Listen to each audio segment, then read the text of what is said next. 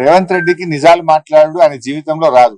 అందుకే ఆయన పేరు యనుమల రేవంత్ రెడ్డి కాదు, ఎగవేతల రేవంత్ రెడ్డి, అబద్ధాల రేవంత్ రెడ్డి అని పేరు పెట్టినాం మేము. ఎందుకు? ఇచ్చిన హామీలను ఎగబెట్టింది కనుక ఎగవేతల రేవంత్ రెడ్డి, నోరిప్పితే అబద్ధాలు తప్ప నిజాలు మాట్లాడాడు కనుక అబద్ధాల రేవంత్ రెడ్డి ఆయన. ఇవాళ ఈ ప్రాజెక్టు 9 ఏళ్ల కాంగ్రెస్ హయాంలో ఎస్ఎల్బిసి ప్రాజెక్ట్ లో 3,300 కోట్ల రూపాయలు ఖర్చు పెడితే 9 ఏళ్ల బీఆర్ఎస్ హయాంలో 3,900 కోట్ల రూపాయలు ఖర్చు పెట్టాం. అంటే కాంగ్రెస్ హయాం కంటే 600 కోట్ల రూపాయలు బీఆర్ఎస్ ప్రభుత్వం ఎక్కువగా ఖర్చు పెట్టింది. మాకు 2 సంవత్సరాలు కరోనా వచ్చి ఉత్తర భారతదేశం నుంచి వచ్చిన కూలీలందరూ కూడా వాళ్ళు వాపస్ వెళ్లిపోయారు. చాలా మంది కూలీలు కరోనా సమయంలో వెళ్లిపోయి పనులు ఆగిపోయినాయి. అంటే 2 వరుస కరోనా సంవత్సరాలు వచ్చినా కూడా కాంగ్రెస్ హయాం కంటే బీఆర్ఎస్ హయాంలోనే 600 కోట్ల రూపాయల పనులు అదనంగా జరిగాయి. ఈ ప్రాజెక్ట్ లో 2 సొరంగాలు, 2 బ్యాలెన్సింగ్ రిజర్వాయర్లు ఉన్నాయి. ఆ 2 బ్యాలెన్సింగ్ రిజర్వాయర్లలో ఏదైతే నక్కలగండి, దాన్నే దిండి కూడా పేరు పెట్టారు, దిండి బ్యాలెన్సింగ్ రిజర్వాయర్ అంటాం. దాంట్లో అది 7.5 టీఎంసీల నీటి సామర్థ్యం కలిగినటువంటి రిజర్వాయర్. భూసేకరణ చేసి R&R చేసి దాదాపు 95% పనులు దిండి బ్యాలెన్సింగ్ రిజర్వాయర్ లో పూర్తి చేశాం. పెళ్లిపాకల రిజర్వాయర్ లో కూడా దాదాపు 50% వరకు పనులు పూర్తి చేశాం. ఎస్ఎల్బిసి టనల్లో ఆ రోజు పనులు ఆగిపోయి కాంగ్రెస్ హయాంలో మూలకు పడితే కేసీఆర్ గారు అసెంబ్లీలో అఖిలపక్ష సమావేశాన్ని పిలిచి ఆనాటి ప్రతిపక్ష నాయకులు జానారెడ్డి గారితో సహా నల్లగొండ జిల్లా నాయకులను కూడా పిలిచి అన్ని రాజకీయ పార్టీలను పిలిచి అందరి అభిప్రాయాలు తీసుకొని 100 కోట్ల రూపాయల మొబిలైజేషన్ అడ్వాన్స్ ఇచ్చి పనులను పునః ప్రారంభింపజేసింది మా బీఆర్ఎస్ ప్రభుత్వం, ముఖ్యమంత్రి కేసీఆర్ గారు. మేము చేయాల్సిన ప్రయత్నం చేసినాం. లోపలికి వెళ్ళిన తర్వాత వాటర్ సీపేజ్ పెరిగింది. 2 సార్లు బేరింగ్లు ఫెయిల్ అయిపోయినాయి.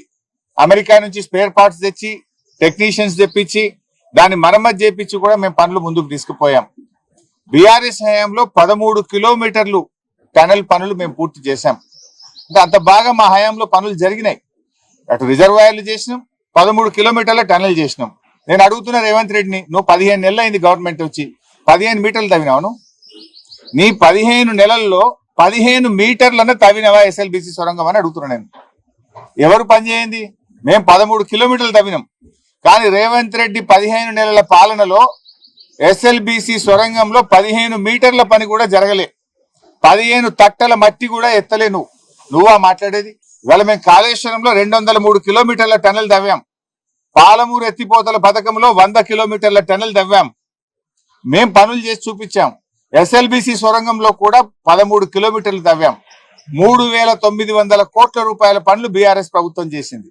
అయినా రేవంత్ రెడ్డి మాట్లాడాల్సింది ఏంటి? ఢిల్లీలో వాళ్ళ ప్రాణాలు ఎట్లా కాపాడుతున్నాం, వాళ్ళ ప్రాణాలు కాపాడడానికి ప్రభుత్వం ఏ రకమైన చర్యలు తీసుకుంటుంది, ఎప్పట్లోగా రిలీఫ్ మెజర్స్ పూర్తవుతాయి, ఎప్పట్లోగా సహాయక చర్యలు పూర్తయి వాళ్ళని బయటకు తీసుకొస్తాము. ఢిల్లీలో నువ్వు అదా మాట్లాడాల్సింది? గత ప్రభుత్వం మీద బురద జల్లే ప్రయత్నం చేస్తావా? అంటే యు ఆర్ ఇన్ డిఫెన్స్. మొన్న కూడా కరీంనగర్ పార్లమెంట్ ఎన్నికలకు పోయి మీ ఓటే విలేయలేదు, మీరు ఏతే ఎంత ఏ పోతే ఎంత, నాకు గెలిచినా ఓడినా నా గవర్నమెంట్ పడిపోదు అని ఆడపోయి మాట్లాడొచ్చింది. ఈడ ఏది ఇక్కడ సొరంగంలో ప్రమాదం జరిగి ఇంత జరుగుతుంటే ఆడపోయి ఆ మాటలు మాట్లాడతాడు. ఢిల్లీలో పోయి ఏం మాట్లాడతాడు? ప్రధానమంత్రిను అక్కడ ఇంకెవరైనా కలిసినాక మేము ఎస్ఎల్బిసిలో ఇంకా టీమ్స్ పంపమన్నాము, ఎక్స్పర్ట్స్ ని పంపమన్నాము, తొందరగా పనిచేయడానికి సహకరించమన్నాము, ఈ వీళ్ళని కాపాడాలని మాట్లాడతావా? నువ్వు గత ప్రభుత్వం మీద బురద జల్లుతావా? అంటే what it shows? You are in defence.